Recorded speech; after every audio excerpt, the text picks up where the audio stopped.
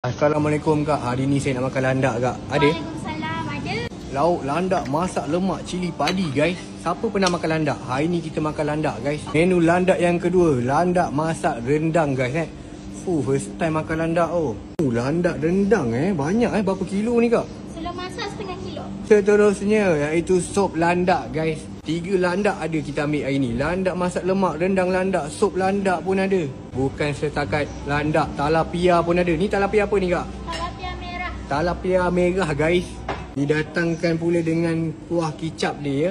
Macam biasa datang sini kena ambil kari kambing Cikgu Anwar. Wajib mat kari kambing Cikgu Anwar kena ambil. Tengok tu portion dia banyak mat kari kambing. Kepala kambing macam ni ala kad baru harga RM99. Tak sampai 100, RM99 dapat makan kepala kambing.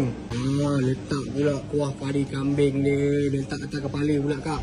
Baru terbang je pergi makan. Ulam dengan sambal belacan pun dapat. Landak masak lemak cili padi. Landak masak lemak cili padi. Landak masak rendang. Landak masak rendang. Landak sup. Landak sup. Kari kambing. Kari kambing. Ikan tilapia goreng. Tilapia goreng. Dan kepala kambing. Kepala kambing mat. Macam ni aku je seorang pakai talam. Korang datang pakai ala kad tau. Minta ala kad. Sini main set ala kad tau.